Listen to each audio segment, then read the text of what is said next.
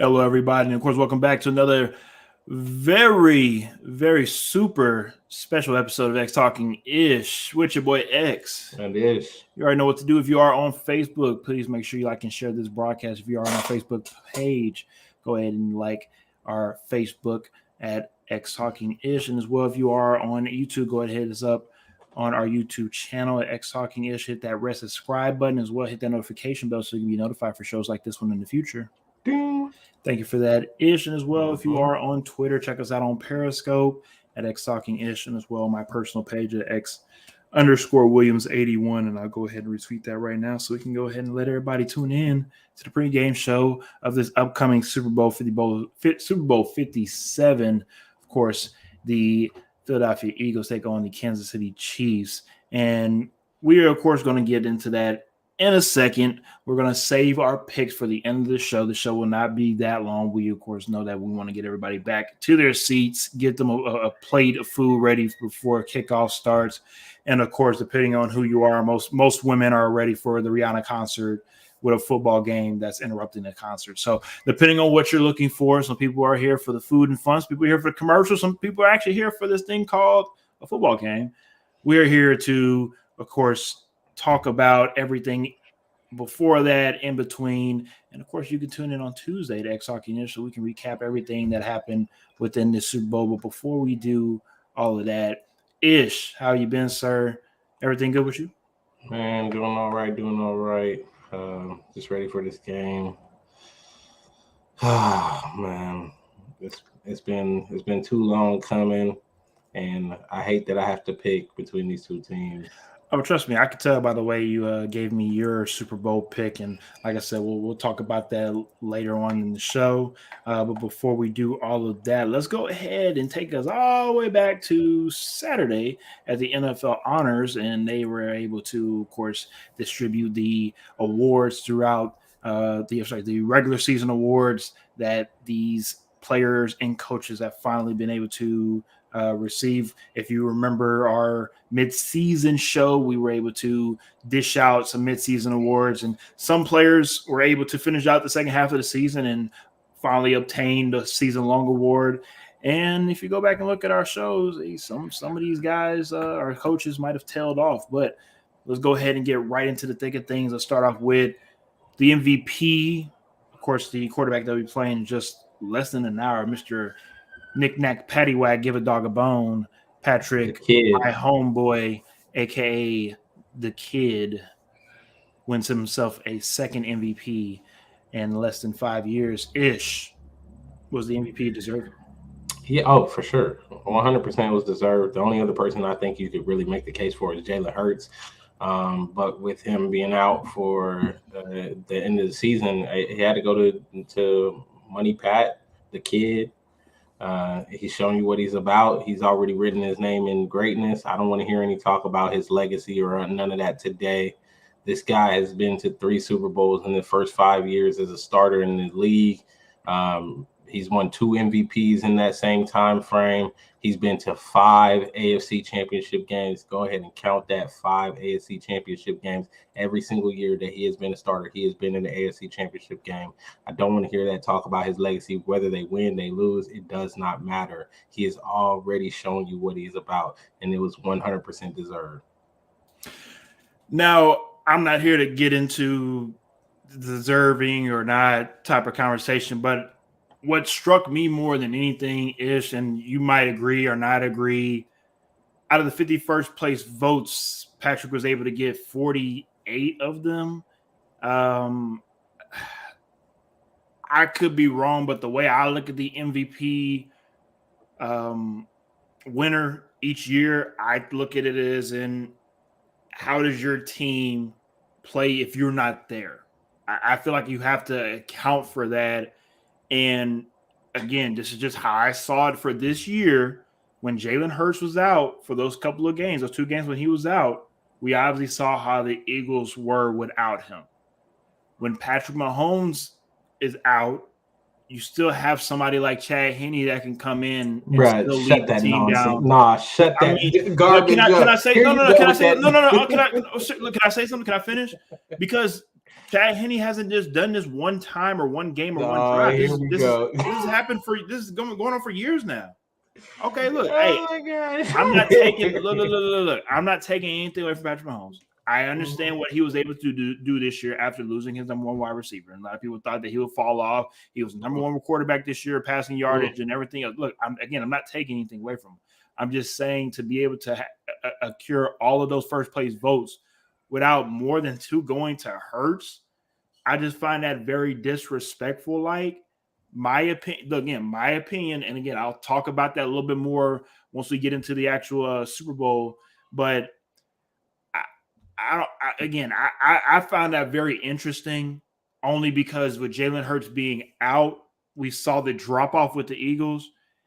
With Patrick Mahomes being out, again, I know there's a drop off, but just the way that offensive scheme is structured is, for a veteran quarterback like Chad Henne to be in that offense for as long as he's been in, he's been able to step in time and time again and be able to decently play well for that time. But again, we talked about that another time. We could talk about that on Tuesday's recap show. I have no problems having that conversation. I'm just stating that I feel as though Patrick shouldn't have gotten all of the first place votes. That is all. Walter Payton Man of the Year award goes to quarterback Dak Prescott.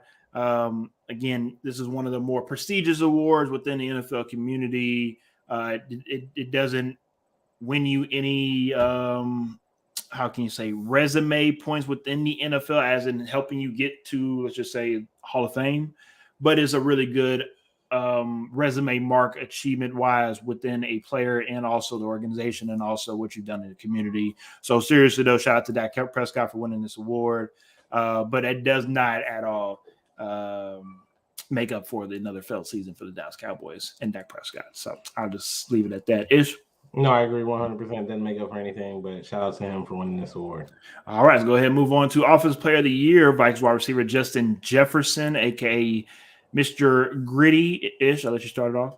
Yeah, I mean, I definitely can see it. If you didn't want to give it to Mahomes or give it to Hurts, I thought this would go to Hurts. I could see the MVP going to Mahomes, and I can see this going to Hurts. But hey, it goes to a wide receiver. Justin Jefferson is well deserved. Maybe if he had a better quarterback, then he would maybe have a chance to win MVP. But if you had a better quarterback, the quarterback would have won MVP, and I would have won $5,000. Oh yeah, another conversation for another day. But seriously though, shout out to Justin Jefferson for let's be real, putting it on for the wide receivers, right? The wide receiver group out here in the NFL is ridiculous when it comes to just, it's hard to put a solid top 5 together. I was talking about that at the barbershop when it comes to just the greatness of the wide receiver groups right now in the NFL, and for Justin Jefferson to not just lead the way, but also have that type of, I want to call it dog, just the killer, just the Mamba mentality, that mentality that even though I'm young, I'm still going to go out here and go take it. I don't care who you are. And I think he knows how to balance it well. He can go out there and go take it, but he can also be humble off the field and hear nothing but great things about him. So shout out to Justin Jefferson. He's got the nod from Randy Moss to go out there and go be great. So we'll see what happens for him. And maybe, who knows, maybe he can get an MVP himself and maybe even a Super Bowl II. Minnesota Defensive Player of the Year winner Nick Bosa, and I will say, if you actually go check out our show before the season started this year, I did state that the Defensive Player of the Year most likely will come out of the state of California. I did not know at the time who it was going to be because I did pick Joey Bosa. Now look at it, and I'm just like, why did I do that? I got the last name right, so that counts as something, right? I got half of it right, but it ended up, of course, being brother Nick Bosa winning Defensive Player of the Year. And I don't know about you, Ish. I think this award, even though deservingly to Nick, I mean, you had guys like Hassan Reddick, right? You had guys that had an opportunity to make a claim for themselves to be a Defensive Player of the Year. Ish, how do you feel about this award? Is this an award that you can live with? I think this is award winner, I should say. I think this is easily the most debated of the awards that was given out. I think some people may make cases in other places for people getting votes, but as far as who won the award, I think this one it was kind of polarizing because I do think while Nick Bosa did a lot this season to deserve to win this award, I think there were other people who also did a lot to deserve to win the award. I know a lot of people were like, "Where's Micah Parsons?" They just felt like he had done enough to get that, and that Dallas defense, like you were saying earlier, making the case for MVP. I don't think that Dallas defense is the same without Micah Parsons. So for me, I was leaning more that way than Nick Bosa. I know Nick led the league in sacks, and you can give me all of those numbers and stuff, but I kind of felt like that defense is not the same without Michael Parsons. So I just felt the lean that way, but hey, I could see it. And, congratulations to Nick Bosa. Maybe he'll meet up with Donald and they'll celebrate. I'll say this, and just going back to the first place votes where I was talking about with the quarterback position, you brought up Micah Parsons. Micah Parsons had 0 first place votes. 0, yeah. I mean, again, for a guy that it seems though that we are talking about every week, I'm talking about on the major networks, ESPN and Fox, for them to talk about him on a consistent basis, you would think he would get at least one. Do you know who got a first place vote over him? I'm sorry, not one, but 2. Quentin Williams from the New York Jets. Yep. No disrespect, Quentin Williams, bad boy, and I expect for him to continuing to get better at that position, but it seems as though Quentin Williams was an afterthought on that defensive side of the ball due to Sauce Gardner.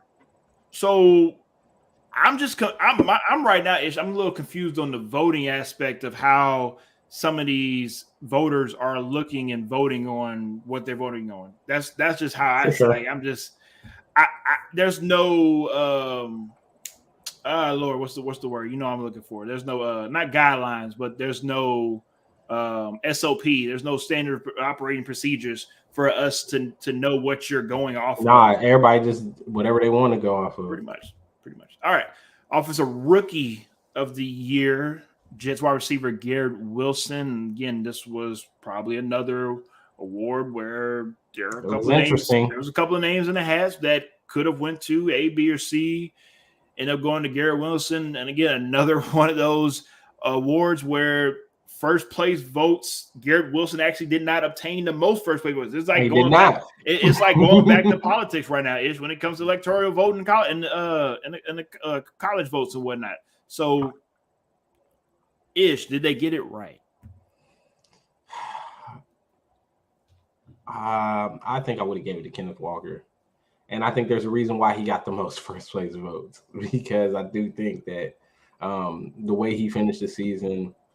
I think he kind of earned it. I could see where somebody could say, well, Garrett Wilson had a whole season that he performed well. I don't know. Maybe it's the recency bias. Maybe that's what it is because we got to see Kenneth Walker in the playoffs as well. We got to see him, really compete with the team. And get to the playoffs, whereas the Jets, they kind of tail end of the season, it kind of went downhill. So I don't know if that's what the case is, but for me, I probably would have gave it to Kenneth Walker. I was a guy that looked at Chris Olave throughout the season. I liked what he was able to do in that Saints offense. I looked at him as somebody that was going to be in the mix. You're not wrong with Kenneth Walker. Obviously, he was like I said, the person that had more first place votes than Garrett Wilson. Of course, here in Houston, we had somebody named Damian Pierce, who unfortunately due to injuries, I think he probably unfortunately just tailed off. He could have won it. Yeah. I mean, if you look at this rookie class, both sides of the ball, offensive side of the ball and defensive side of the ball, this is a hell of a rookie class. They were look back on this class 5 years from now, and this class might be the class that a very highly sought after free agency type of class. If anything, let's be honest. This is a great look for the New York Jets, right? As much bad the New York Jets have all the time for them to be able to get an Offensive Rookie Award winner with Garrett Wilson. And of course, if you haven't heard, Sauce Gardner won Defensive Rookie of the Year, which we'll get into shortly. It's just good for the New York Jets to try to lay a foundation down, right?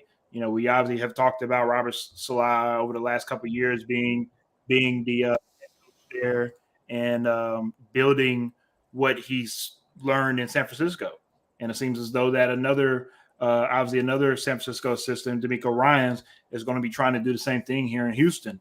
And you have to give these coaches some time to be able to build something. And if the Jets, and who knows, maybe find a way to make a big splash with Aaron Rodgers, or maybe even a Derek Carr, or whoever it is, maybe they can find themselves, in the running in the AFC East. I don't think the Buffalo Bills have that shit locked up as well as we think that they do, right? We've seen what happened with the Bengals the last couple of years. Who knows? And I would definitely keep an eye out on the Jets moving forward. It's interesting to see how this whole team is building. Let's get to the Defensive Rookie of the Year award, like I just said earlier, with Sauce Gardner winning that one. I think it was week 5, week 6. Gregory on our show, he told us look out for Tariq Woolen, cornerback out of Seattle Seahawks. At the time, I don't think he was on anybody's radar. The main reason why Greg even really knew of him because he came from Greg's alma mater, UTSA, which is completely understandable. But I appreciate Greg for shining him out because ever since then, I really did take a look into him. And I mean, he's 1A, 1B probably with Sauce Gardner, but he's probably not going to get as much publicity as Sauce because Sauce is just a polarizing type of player. It is what it is. But Tariq Woolen, he definitely can hold his own. And even though Sauce won the Defensive Rookie of the Year award, that doesn't necessarily mean that he will have the better career, right? I think Sauce is amazing. I think he's a great player, and he can probably continue this moving forward. But as we notice, 1 year doesn't define a career. So it'll be interesting to see, like I said, with this whole class from the offensive side of the ball and defensive side of the ball, see what happens as they mature in their NFL career. Shout out to my man Sauce, bro. Everybody knew about Sauce going in, and for him to come in the league and do what he did and back it all the way up. Shout out to Sauce because while Tariq Woolen, his story is nice, it's great, it's heartwarming. It's totally different being the guy and having the target on your back and having to go out there and protect that each and every week. And Sauce definitely did that. He went out there, he held his own, he showed what he could do. And, just shout out to him, all the love in the world. Just keep it up. Hopefully he's able to continue to be healthy and just keep doing what he's doing. And if he is able to do that, we heard news broke today. The Jets called Green Bay asking about Mr. Aaron Rodgers. Hey, the Jets, they could be something special next season. So could be if they get the right pieces in there. It'll be very interesting to see what happens with that. Like I said, Quinn Williams with 2 first-place Defensive Player of the Year votes. You have Sauce Gardner over there. I mean, they're building something. They're building something, so it'll be interesting to see what happens. Let's go ahead and move on to a former Jets player. Comeback Player of the Year award, Mr. Geno Smith, now quarterbacking the Seattle Seahawks. Now, usually in the past, this award usually is for somebody that got hurt in the previous season and comes back and have obviously a comeback season. Very rarely a comeback player is somebody that's been in the league for a long time and in their 11th, 12th year in the season that they are coming back, as a starter and trying to recreate their career once again. And Geno was able to do that. Geno was able to lead the NFL in passing percentage, completion percentage. Geno was able to wow a lot of people. And let's be real, Ish. I think the first couple of weeks of the season, a lot of people thought it was a fluke shit. I probably thought it was a fluke until you actually watched him play and watch the Seattle offense and watch what the offense coordinator was able to do to set this not just Geno, but the whole team up for success. I think it made Seattle feel very confident and believing in Geno moving forward. I think Geno will be their quarterback next season. And as long as they can continue to hopefully maybe, again, add a couple pieces here and there, why not make a playoff run next year and go from there? I don't think they're a Super Bowl team. I don't think Geno makes them, really that much of a threat in the NFC. But it's a great comeback story for Geno. It's just a great just a great look for Geno again, especially the way that his career started off, and it was it. Let's keep real with everybody. He was a punchline. No pun intended, but his name was a laughing stock because of what happened in the Jets locker room. So for him to go from what he was to where he is now, you gotta give a shout out to Geno now. Yeah, shout out to Geno Smith. I mean, he stood the test of time in the league. He just waited for his chance. When he got his opportunity, he made the most of it. And it's a great story to see what he's doing now. Whether or not he's going to be their quarterback of the immediate future, sure. I still think that they probably. I don't know how they feel about Drew Lock behind him, and the draft will tell us. I think the draft is going to tell us how they feel about Mr. Lock. And of course, we'll talk about that soon after the season's over with. Before we get into obviously the draft, we'll dive into a little bit more of that and who might go where and who needs what. Coach of the year goes to Giants coach Brian Daboll.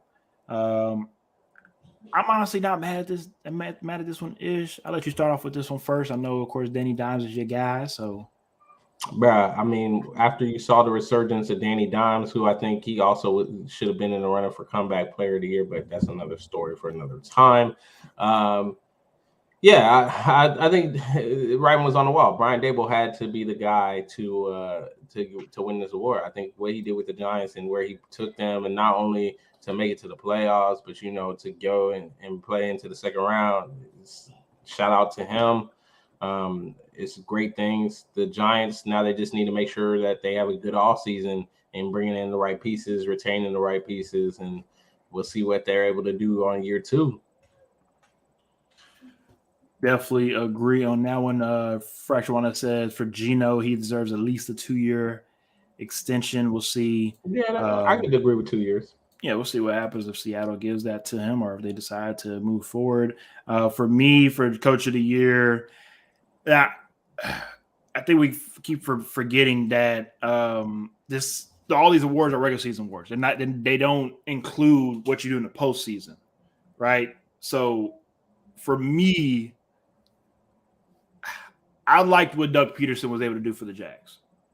To literally go from a three-win team to winning the division. I mean, that's to in 1 year to go from the Jacksonville. Nothing. Besides that, obviously getting the pieces in the offseason, nothing really changed. You had the same quarterback. So they got the pieces in the offseason. Relax. My point is, Trevor Lawrence looked like a completely different quarterback under Doug Peterson. Am I wrong? And the main reason for that was mainly Urban Meyer. Urban Meyer almost messed up Trevor Lawrence before he even got started. Don't get any credit. That's why he don't get credit. That's why Doug Peterson don't get credit. He deserves all the credit. No, he don't get any credit because Urban Meyer was down bad. So it don't matter. Anybody would have been an upgrade there. Okay. Anybody would have been an upgrade. It don't matter. Okay. A blind man could have went and coached the Jaguars, and they would have been better than what they were under. You're not wrong. You're not wrong. I'm just stating that there could have been other coaches that won that. But shout out to Brian Daboll. Let's see what happens for the Giants if they're able to continue with this success moving forward. But one thing that the Giants have found, it looks like they have found them a coach. Yeah, for sure. We'll see what happens with them in the offseason. Before we get again to the picks of the game, let's talk about the Texans right quick, just very briefly. It seems as though that the Texans went ahead and hired the offensive coordinator, Bobby Slowick, and it seems as though most Texan fans are happy with this pick. Seems as though that they've been clamoring for this. If it wasn't for Cliff Kingsbury, who I honestly never thought was going to be offensive coordinator, seems as though Bobby was on the radar. Ish, how do you feel about this move for the Texans? Nah, I would have went with Cliff Kingsbury. I would have went with my man Cliff. There are a couple of reasons why I say that. I understand it's the Kyle Shanahan system, which is probably the most successful system in the league right now. But the offensive line is not built for this system. They are not built for a zone scheme. So you're going to have to figure that out. You don't really have the wide receivers right now for that as well to help you to get people to not stack the box. So they got to figure that out. There's just too many things right now with this offense that didn't fit this style. Also, not to mention you bring in a young quarterback.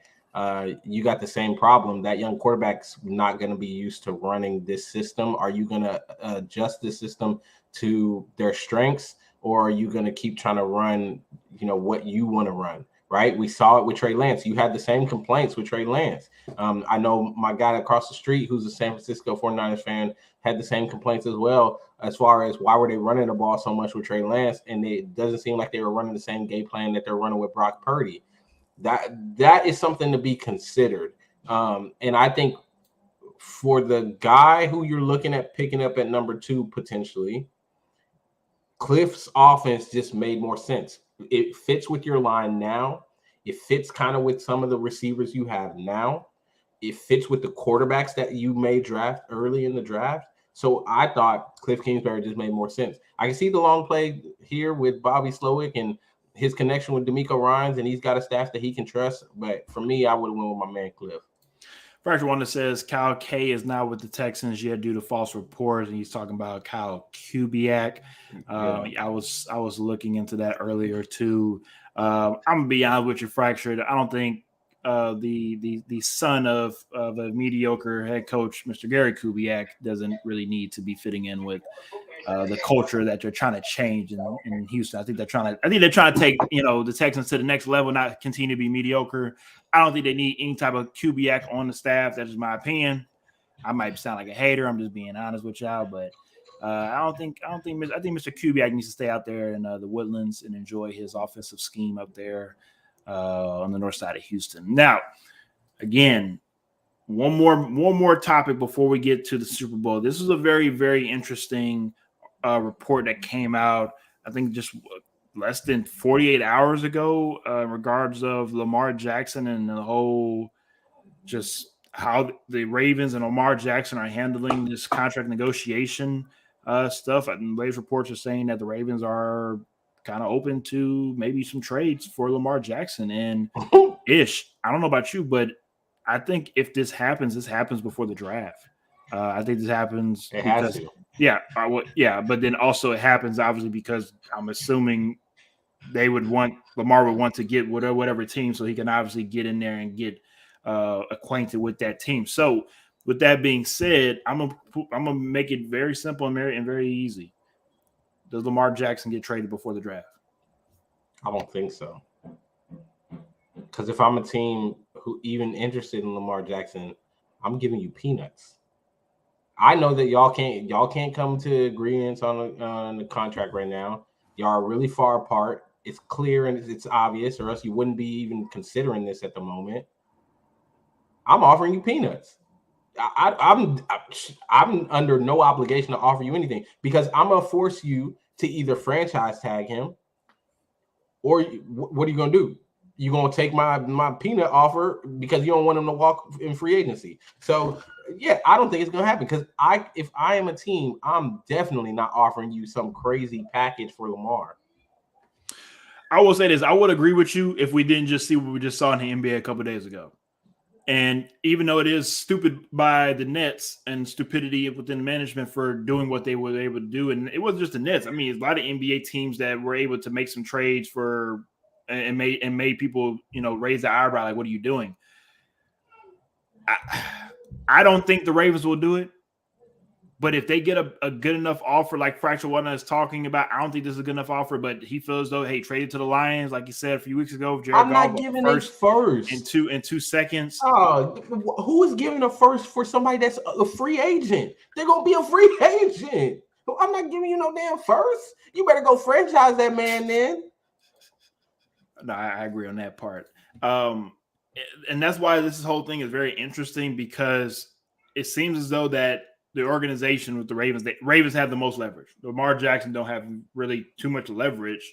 He's gonna play on the franchise. He's gonna make. He's not gonna get guaranteed money, but he's gonna make a lot of money. He's gonna make nice little money next year. He will. He'll be fine next year. But again, it really just comes down to what happens if you get hurt. So we'll have to revisit this all That's the over again question. next year. So we'll see what happens. I don't think he gets traded, but like I said, in the last just 2 weeks along with sports, we have seen some crazy things. So there's no guaranteeing anything. All righty then. We are finally at the point where y'all came here in the first place, is to let y'all know who we are picking for the Super Bowl.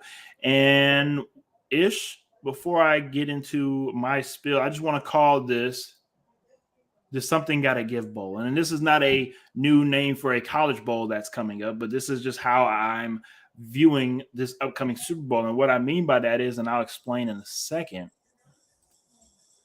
if you know the history about the MVP award and the MVPs that have won the MVP in the past, every MVP dating back to Kurt Warner has lost the Super Bowl. If you won MVP the same year and have played in the Super Bowl, that's going back to Kurt Warner, Rich Gannon, Shaun Alexander, Tom Brady, Peyton Manning, not once but twice, Cam Newton, Matt Ryan, and also Mr. Thomas Brady. Can Patrick Mahomes break the curse? We don't know just yet. I will also add as well, anytime that the MVP runner-up has played in the Super Bowl, the MVP runner-up has won the Super Bowl. That is going back to Joe Montana versus Ken Anderson, Drew Brees versus Peyton Manning, Tom Brady versus Matt Ryan, and of course this upcoming matchup that we have here. Also, I'll get to the Super Bowl quote-unquote coin toss curse that we have for the last 8 seasons. Every team that has won the coin toss since 2015 ended up losing the Super Bowl. So that's something we'll have to look into as well. Who wins the coin toss. Also, the team that's wore white has won the Super Bowl 36 out of 56 times. The Kansas City Chiefs will be wearing white this upcoming Super Bowl. So you would think that the Kansas City Chiefs are most likely going to win the Super Bowl. So that's why I'm calling it the Something Gotta Give Bowl, because something has to give when it comes to the MVP, when it comes to the Super Bowl coin toss, when it comes to the jerseys that these teams are wearing. Something has to give, and I feel as though that because the team that has the best overall roster from head to toe on both sides of the ball, I have to go with the Philadelphia Eagles to win the Super Bowl 31-27. And there's no knock to Patrick Mahomes and the greatness. There's no knock to Kansas City and the run that they've been able to do. I just feel as though that they run into a better team like they did just a couple of years ago running to Tampa Bay. I don't think it has a knock on Patrick Mahomes' legacy, but for right now, I think it helps Jalen Hurts obviously build his own legacy and start his own legacy. And who knows, maybe even starting the Eagles.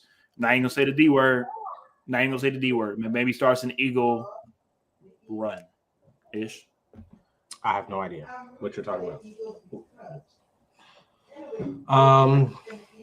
Well, today is a hard day for me. Obviously, the Kansas City Chiefs are my team. And for those of you who have been following the show for a long time, you know that I picked the Philadelphia Eagles at the beginning of the season to win the Super Bowl.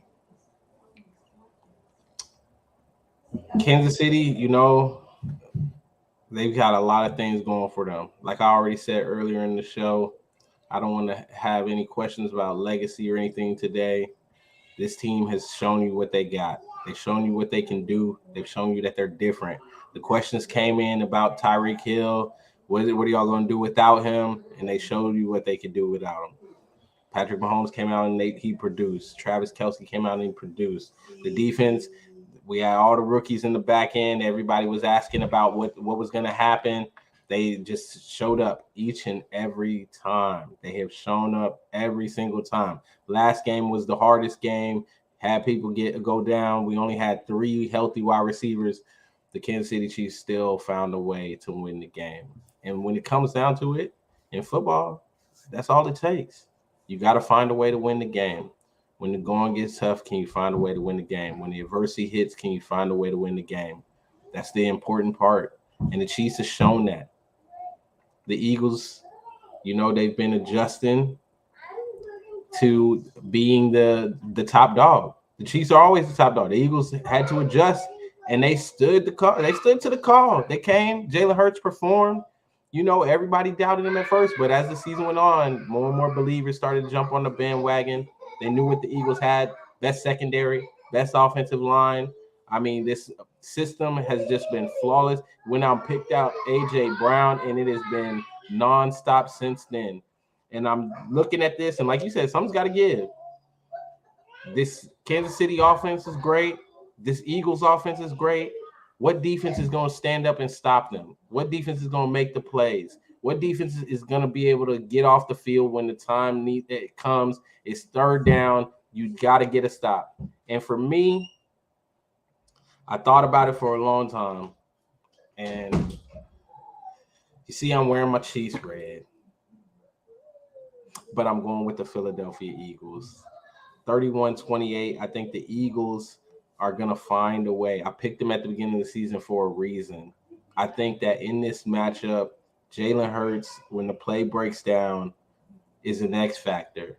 And if there's one thing we have struggled with is on the Chiefs' defensive side of the ball, is when a quarterback is able to run and make plays with their legs when the play breaks down, is when series are extended and we start to struggle. So for me, I think that Jalen Hurts gets his first ring and the Eagles ride. No, the Eagles fly. The Eagles fly. Fly, Eagles fly. My bad. The Eagles fly. Now, like I said earlier in my little soliloquy, no hate, no shade on Patrick Mahomes and his greatness. But I will read one stat to everybody, and it's just a fact. There's no hate, there's no shade. It's just what's true. Patrick Mahomes does have a passer rating with 64.2 and also 556 yards, 2 touchdowns, and 4 interceptions in the 2 games that he's played in the Super Bowl. It's not perfect, and he doesn't have to be perfect. He doesn't have to be perfect. He doesn't have to put up video game stats. He just needs to be who he is to, of course, get his team in position to win the game. But I will say this, though, Ish. If he does come out of this game with, completion percentage of, let's just say 56%, 285 yards with a touchdown, I mean, don't we start kind of looking like, hey, No. Okay. There's no way. I'm just asking because again, we can't look. We'll you know what? We'll save it. I'll save it for Tuesday. We'll wait until Tuesday. Yeah. Wait till Tuesday. Talk about on the recap show, and we'll figure out which Patty Mahomes, which Kelsey, which everybody showed up. I think this is going to be a hell of a game. I don't know which type of styles is going to show up. I don't know if it could be more running on both sides of the ball, right? I think both teams can run the ball. I think both teams obviously can pass the ball. Both teams, I think, can play defense at a really high level. We just don't know which one of those teams are going to show up for both. I hope everything shows up for both these teams, and it's a great game. And it comes down to obviously the fourth quarter, and it's going to be tight. It's a 1.5 point spread. Most Super Bowls are tight anyway, so we'll see how this goes. We thank y'all as always for tuning in. We're going to let y'all get up out of here and enjoy the rest of the pregame show. We of course hope to see y'all on Tuesday for the recap show here on X Talking Ish. And as always, Ish, this is the second to last regular season show until next year. So anything you have to say to the folks before we get out of here? Come on, Chiefs. Must be a hard life having to go against your team, honestly. But come on, Chiefs. Frank one says Dark Horse MVP. He's talking about Pacheco. Yeah. I'll double down. I'll double down Dark Horse MVP, even though it's not really a dark horse. I'll take A.J. Brown for the Eagles, and I also will take Gainwell for the Eagles as well. Watch out for a little Gainwell sighting. He might be what Pacheco is for the Chiefs as well too. So again, see y'all on Tuesday. X Talking Ish. Thank y'all. See y'all next time. Peace.